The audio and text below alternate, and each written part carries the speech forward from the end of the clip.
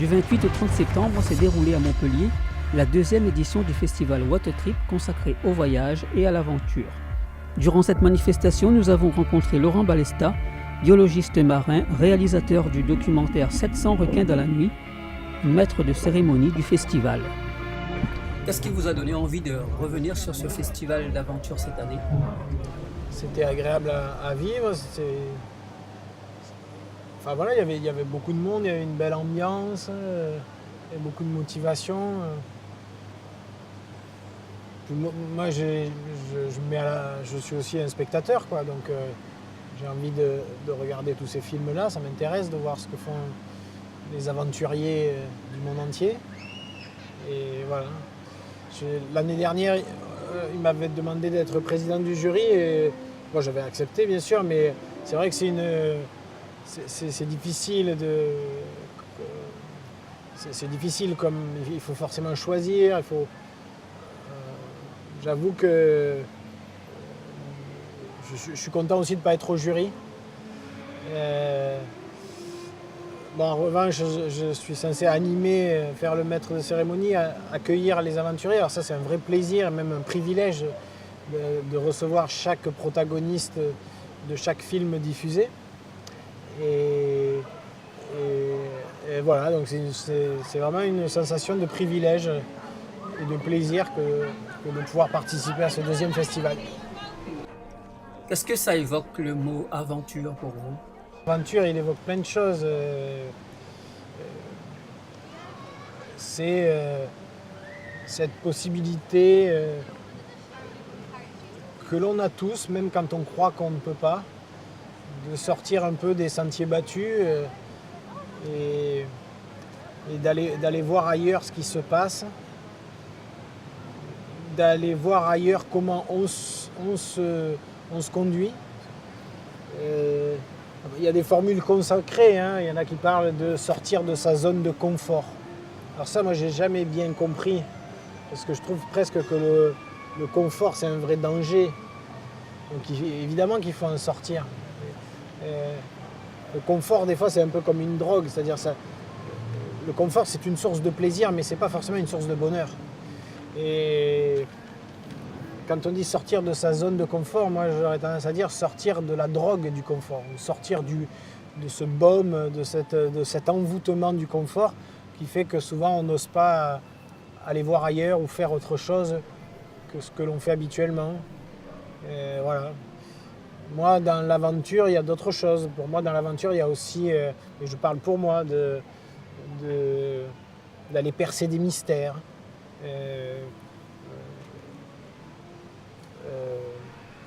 Voilà, l'aventure, c'est essayer de... On peut très bien vivre en ayant plein de rêves. Et le simple fait d'avoir des rêves, cet instant magique, là où on a tout d'un coup une idée, où on a un rêve, c'est déjà une source de plaisir et qui peut être suffisante. On peut vivre juste en ayant des rêves. Mais c'est vrai que de temps en temps, aller jusqu'au bout et réaliser un rêve, ça a aussi du sens. Et ça s'appelle souvent une aventure, en fait, réaliser un rêve. Et l'aventure, ça peut être aussi au coin de la rue ? Oui, Jacques Dutronc l'a dit, hein, je crois. L'aventure est au coin de la rue. Mais oui, bien sûr, ouais, l'aventure est partout. Mais c'est une histoire de regard qu'on porte sur les choses.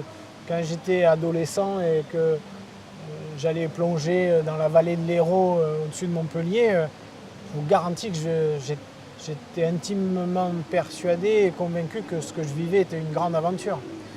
Il n'y a pas forcément besoin d'aller très loin, c'est un état d'esprit et un regard qu'on pose sur les choses.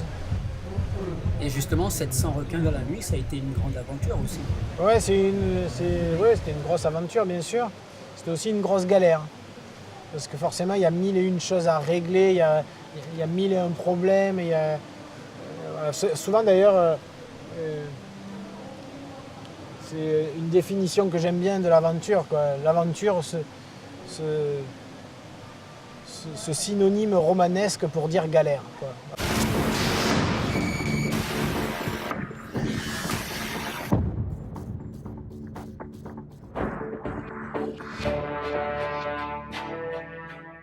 Et on le voit dans plusieurs des films du festival que j'ai eu la chance visionner avant que le festival ne commence. Il y a beaucoup d'aventures qui sont juste d'énormes galères, mais qui ont cette vocation d'être difficiles, laborieuses, épuisantes, mais comme doit l'être tout voyage initiatique. Et au bout de tout ça, on en sort une satisfaction, un accomplissement qui vaut de l'or souvent et qui justifie d'avoir un peu souffert. Alors c'est aussi ça qu'on appelle l'aventure parfois. Je pense qu'on a tous besoin d'aventure. Encore une fois, on est dans une société où on a mis sur un piédestal le confort. Le confort, la sécurité,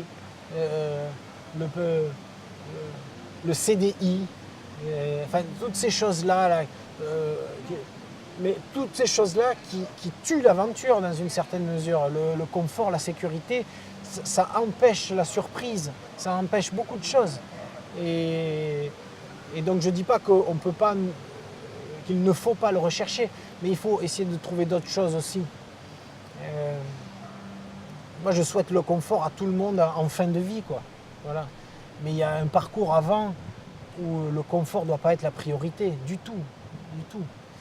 Et il y a bien d'autres choses à aller voir aussi. Apprendre le monde, apprendre soi-même aussi, apprendre à se connaître.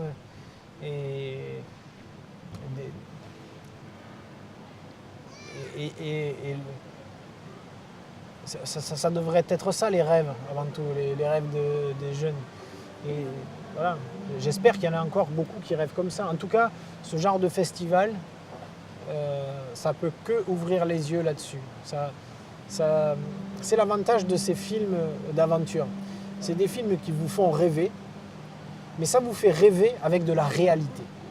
Et ça, c'est important d'insister. Ça paraît une évidence, mais aujourd'hui, on rêve beaucoup avec du virtuel, avec des choses qui n'existent pas. Quand on va au cinéma, moi le premier, j'adore le cinéma, mais n'empêche que ça nous fait rêver avec de la fiction, voire même de la science-fiction.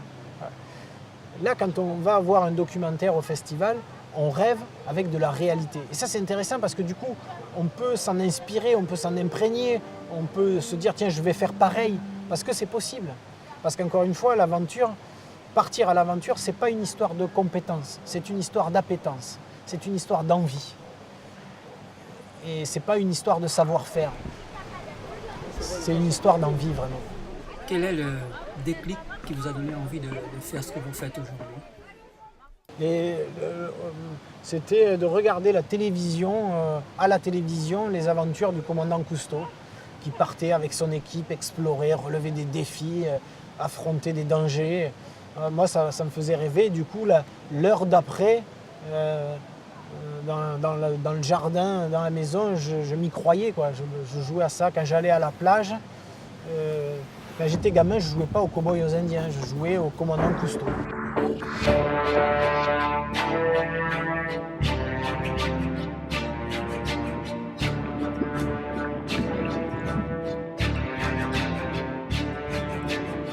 Ce qu'on voit sous l'eau est vraiment impressionnant. On peut voir comment ça se passe au cœur de la boule de requin qui se forme au moment d'une chasse. Comment est né le projet 700 requins dans la nuit ? 700 requins dans la nuit, ça s'est fait au cours de nombreuses années, puisqu'on est allé on a plongé pendant presque 5 années d'affilée à Fakarava. Et la première fois qu'on est allé là-bas, c'était pas du tout pour les requins. D'ailleurs, on ignorait qu'il y avait 700 requins. On y est allé pour les mérous. Et ça nous a tellement impressionné, le lieu et la présence de ces requins qui chassaient les mérous, qu'on y retournait chaque année. Et au bout de 3 ans, je me suis dit qu'on pouvait y retourner encore une 4e fois et faire un nouveau film. Et voilà comment tout est né à partir du moment où on a compris qu'on pouvait aller au cœur de la meute des requins sans danger et qu'on pouvait les étudier de manière originale. Quand tout ça a été une conviction pour moi, je me suis dit qu'on pouvait lancer ce projet et du coup l'année suivante, voilà. Donc ça s'est fait sur 4 années.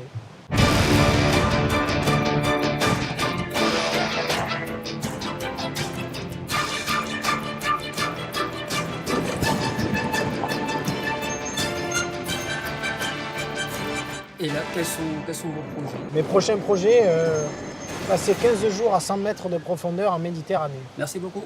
Voilà.